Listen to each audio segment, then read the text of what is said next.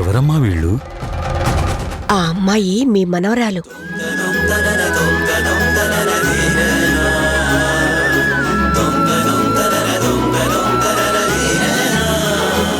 ఎవరమ్మమ్మ వీరు?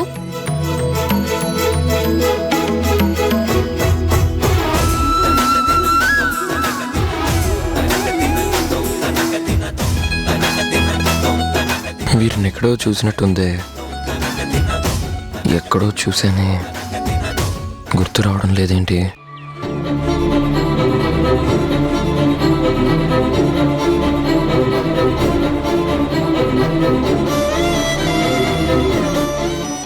మీరు నాకు తెలుసు, మిమ్మల్ని చాలా దగ్గరగా చూశాను, కానీ నాకు గుర్తు రావడం లేదు.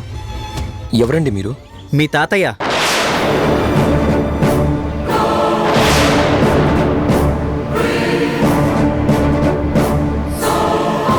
వీరు మీ తాతయ్య.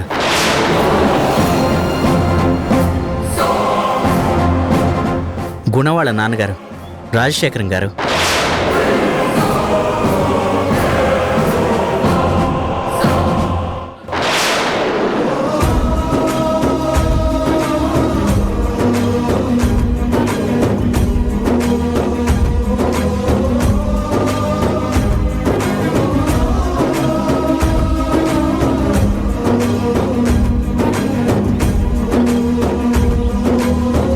తాతయ్య,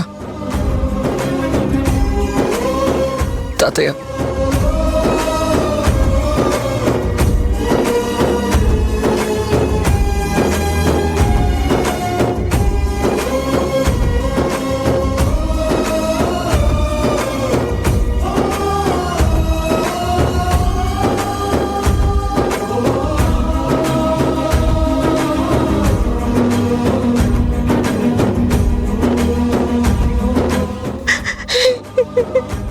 నువ్వు గుణ కొడుకు అంటే మా చెరని. తొలుచూరు బిడ్డ హరితరుణ్, సన్ ఆఫ్ గుణశేఖర్.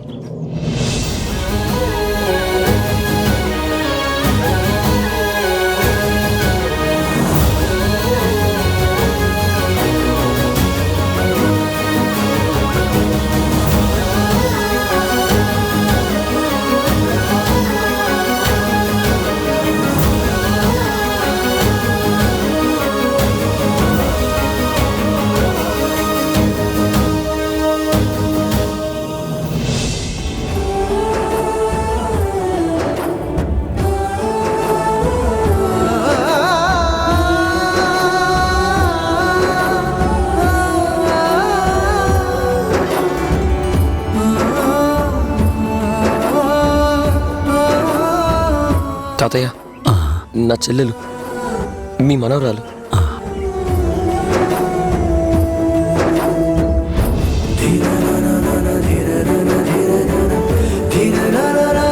ఏంటమ్మమ్మా, ఎందుకు షాక్ అవుతున్నావు? మా అమ్మ నాన్నలు ఎవరో మాకు తెలిసిందనా? అవునమ్మమ్మా, చిట్టి నా అన్నయ్య అని నాకు తెలిసింది. ఏమే నాతో ఒక్క మాటన్నా చెప్పలేదు? ఏరా అన్నాళ్ళు ఇంట్లో ఉన్నావు, ఈ ముసల్దాన్ చెవులో వార్త వేస్తే మురిసిపోయేదాన్ని కదరా.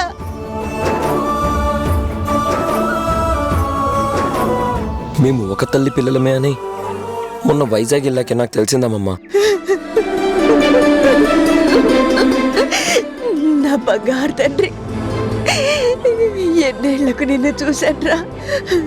దేవుడు నిన్ననే నన్ను కరుణించినట్టున్నాడు, అందుకే గుడికి పిలిపించాడు. అందరం ఇలా గుడిలో కలవడం నాకెందుకు శుభసూచకంగా అనిపిస్తోందిరా. ముందు ముందు నా కోరిక నెరవేరుతుందేమో.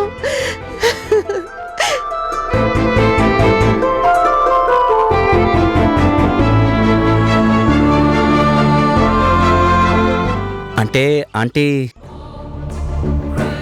మీరేమనుకోనంటే నా క్లారిటీ కోసం నేను మిమ్మల్ని ఒకటి అడగాలనుకుంటున్నాను.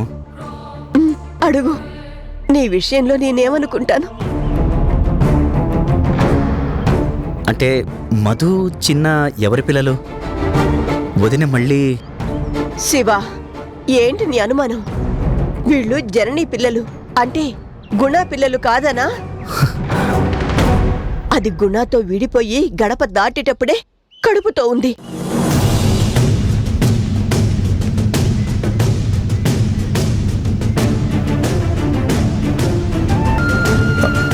మరి ఆ విషయం అన్నయ్యకి తెలీదా? తెలియదు. అప్పటికి నేను జననితో గుణాకి చెప్పమ్మా అన్నాను. కానీ విడిపోయిన మనిషికి ఆ విషయం చెప్పాల్సిన అవసరం లేదని చెప్పే ప్రయత్నం చేస్తే కలిసి ఉండాలి అన్న కోరికకు ఇదో వంక అని ఆ మహాశక్తి అంటుందని ఆమె మాటే వినే గుణ అర్థం చేసుకోడని చెప్పలేదు. అయినా నా పిల్లలు నాకు బరువేం కాదు, ప్రేమ పంచగలను, ఒంటరిగానే పెంచగలనని నా మాట వినలేదు.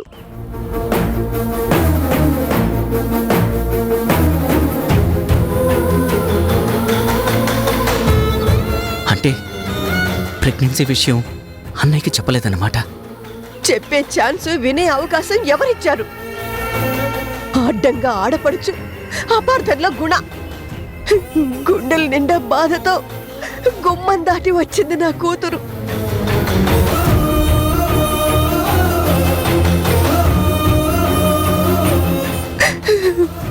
ఒకే కాన్పులో మధు చిన్నాలు పుట్టారు. అది వాళ్ళని పెంచడానికి పడ్డ బాధలు తలుచుకుంటేనే గుండె చెరువు అయిపోతుంది.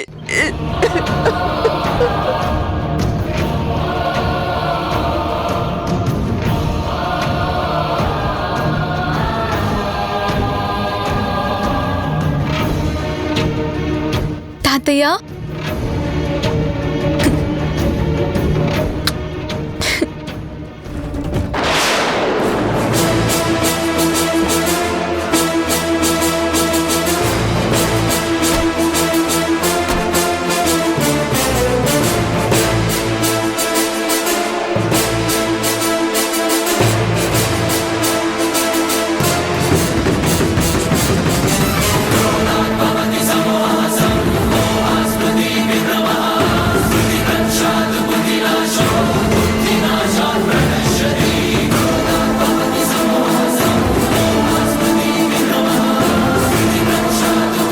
Hello boss. సో 1 minute నేను మళ్ళీ కాల్ చేస్తాను. C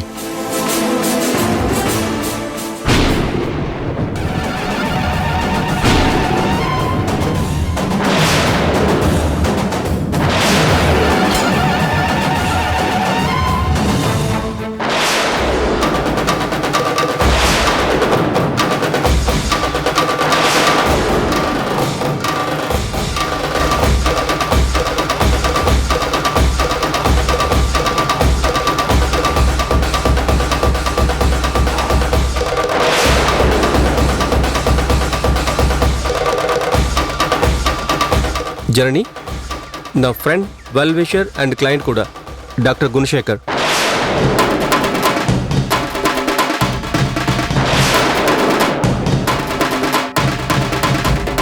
she is my classmate, best friend and my biggest supporter.